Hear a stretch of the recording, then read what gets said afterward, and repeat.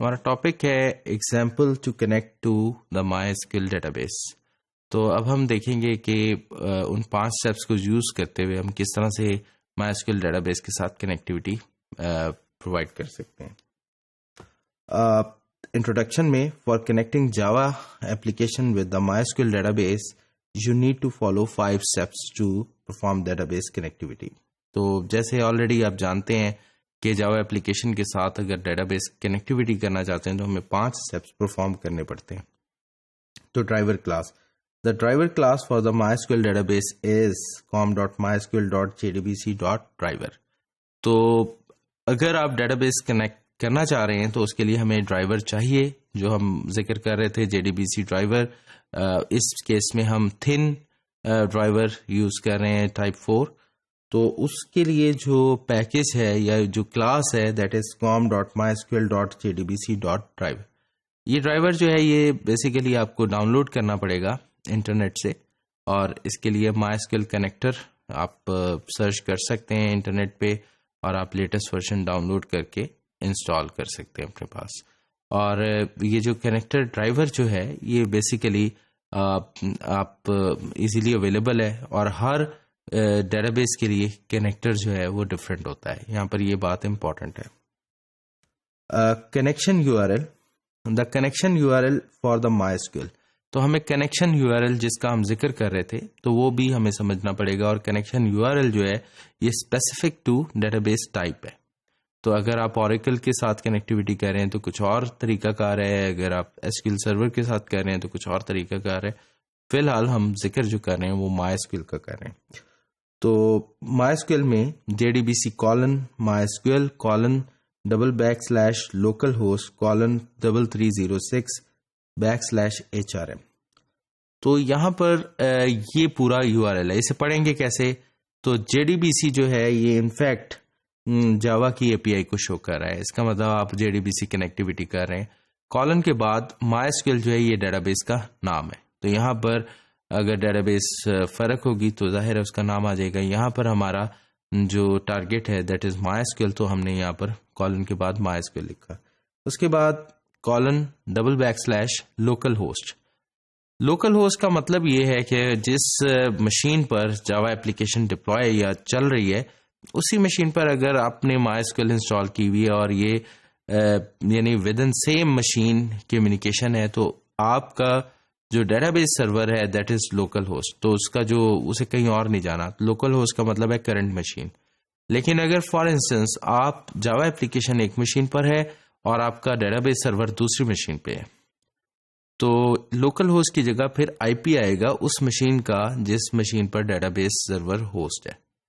तो यहाँ पर लोकल होस्ट एक यानी फिक्स चीज़ नहीं है। ये करंट इस एग्जांपल में सेम एप्लीकेशन जो है वो आपकी डेटाबेस के साथ कम्युनिकेट कर रही है सेम मशीन पर, इसलिए लोकल होस्ट है। अदरवाइज यहाँ पर IP लिखा जा सकता है और IP लिखने का तरीका आपको क्लियर होगा।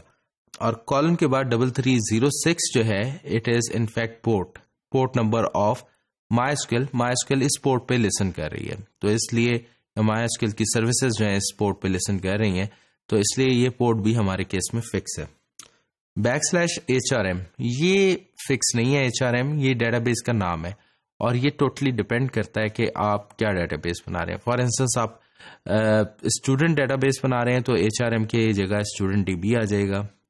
अगर आप कोई एकेडमिक सिस्टम बना रहे हैं तो एकेडमिक DB यहाँ पर आ जाएगी। नहीं, जो भी आप डेटाबेस बना रहे हैं तो HRM जो है ये इनफैक्ट एक डेटाबेस को रेफर कर रहा है, तो यहाँ पर वो नाम आप चेंज कर सकते हैं या शिफ्ट कर सकते हैं।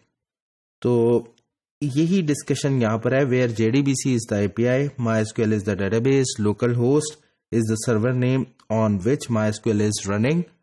We may also use IP address in case कि अगर हमारा सर्वर जो है डेटाबेस सर्वर जो है वो कोई दूसरा है, जहाँ यानी जावा एप्लीकेशन के अलावा किसी दूसरी मशीन पर जावा आपका डेटाबेस सर्वर होस्ट है, तो उस केस में IP आ जाएगा। 3306 is a port number and HRM is the database name. इसमें फर्दर आ गई यूजर नेम और पासवर्ड। तो default user name for the MySQL database is root. जब हम डेटाबेस इंस्टॉल करते हैं तो डेटाबेस का डिफॉल्ट यूजर जो बन जाता है दैट इज रूट, और रूट को यूज करते हुए, रूट के राइट्स बेसिकली एडमिन राइट्स हैं, तो इसको यूज करते हुए हम मजीद यूजर्स बना सकते हैं। तो ये वंस जब आप इंस्टॉल करते हैं तो जो डिफॉल्ट यूजर है दैट इज रूट, और पासवर्ड जो है उसका जब आप इंस्टॉल करते हुए जो रूट का पासवर्ड देते हैं वो फिर डेटाबेस में वो सेट हो जाता है, लेकिन हम इस एग्जांपल में पासवर्ड भी रूट ही यूज कर रहे हैं।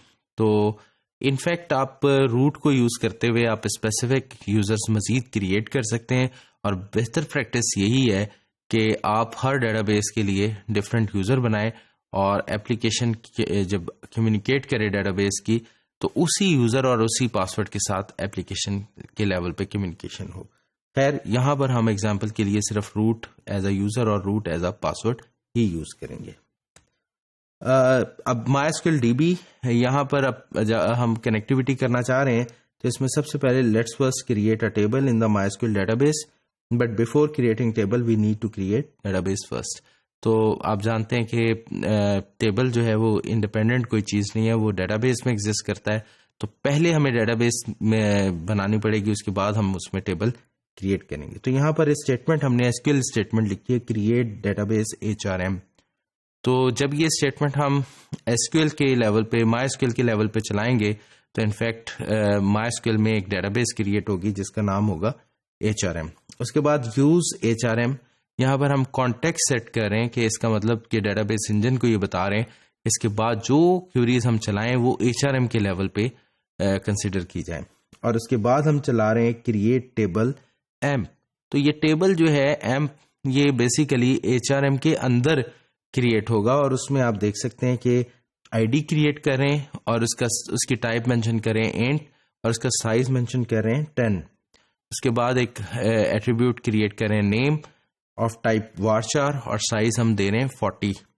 इसी तरह से एक और एट्रीब्यूट दे रहे हैं एज, उसकी टाइप दे रहे हैं इंटीजर और साइज दे रहे हैं 3। तो इनफैक्ट ये एक टेबल बनेगा जिसमें 3 एट्रीब्यूट होंगे, आईडी, नेम एंड एज। और उसके बाद हम क्यूरीज के जरिए भी इसमें डाटा पॉपुलेट कर सकते हैं, या हम जावा एप्लीकेशन के जरिए भी डाटा पॉपुलेट कर सकते हैं। तो अब हम देखते हैं नेक्स्ट स्टेप पे कि MySQL con.java। तो इसमें वो स्टेप्स आइडेंटिफाई करते हैं जिनके जरिए जो है डेटाबेस कनेक्टिविटी हो सकती है या पॉसिबल है। तो देखते हैं डेमो, और डेमो में जाके हम इन चीज़ों को डिस्कस करते हैं।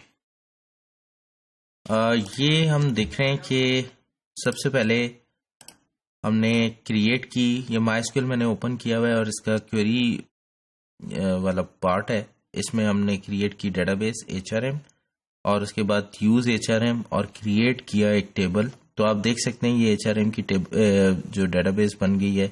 उसके बाद एम्प्लॉय का टेबल बन गया है, और उसके बाद हमने ये 2 क्यूरीज जो हैं इंसर्ट की हैं, और इंसर्ट किए हैं इसमें रिकॉर्ड आप देख सकते हैं आईडी, नेम और एज।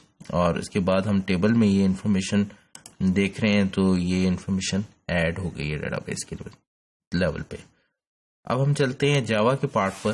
तो यहाँ पर आप देख सकते हैं कि import java.sql.static MySQL connection public static void main try.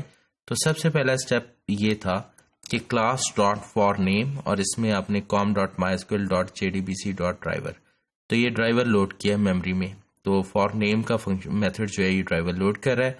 उसके बाद driver manager dot get connection, और ये URL अब आपको क्लियर होगा कि JDBC जो है ये बेसिकली JDBC है, MySQL डेटाबेस का नाम है :/local host, क्योंकि करंट मशीन पर ही डेटाबेस है तो लोकल होस्ट :3306 पोर्ट नंबर है, HRM डेटाबेस का नाम है, रूट यूजर नेम और रूट पासवर्ड। तो ये कनेक्शन बन के इधर रिट्रीव हो जाएगा। उसके बाद कनेक्शन डॉट क्रिएट स्टेटमेंट, ये इसके बाद नेक्स्ट स्टेप था कि क्रिएट स्टेटमेंट का फंक्शन कॉल करें तो ये स्टेटमेंट का ऑब्जेक्ट रिट्रीव करता है। उसके बाद statement dot execute query select static from emp. तो बेसिकली ये डेटाबेस के लेवल पे हमने एक क्यूरी भेजी है, और इस क्यूरी को डेटाबेस के लेवल पे चलाया जाएगा, और इसका रिजल्ट जो है वो RS में रिट्रीव होगा। उसके बाद आप देखते हैं रिजल्ट सेट को हम किस तरह से प्रोसेस कर रहे हैं कि while RS डॉट नेक्स्ट, तो हम बेसिकली रिजल्ट सेट को नेक्स्ट करते जा रहे हैं। और जब तक उसमें डाटा है ये लूप चलता रहेगा। और इसमें हम क्या करें, system.out.println rs.getInt, तो फर्स्ट कॉलम में जो वैल्यू है वो डिस्प्ले करवा दे, फिर सेकंड कॉलम में जो स्ट्रिंग है वो डिस्प्ले करवा दे, और थर्ड कॉलम में जो स्ट्रिंग है वो करवा दे। ये लूप चलता रहेगा और उसके बाद जब ये लूप खत्म हो जाएगा, यानी डाटा खत्म हो जाएगा, तो कनेक्शन क्लोज होगा। कनेक्शन क्लोज होने की वजह से स्टेटमेंट और रिजल्ट सेट भी सब आ जाएंगे। तो यहां पर आप देख सकते हैं कि ये डाटा रिट्रीव हुआ है डेटाबेस से 100 अहमद 20 101 साजिद 22। तो यही इंफॉर्मेशन हमने यहाँ पर डेटाबेस में डाली थी। तो इस कोड की वजह से वो डाटा जो है रिट्रीव कर रहे हैं हम।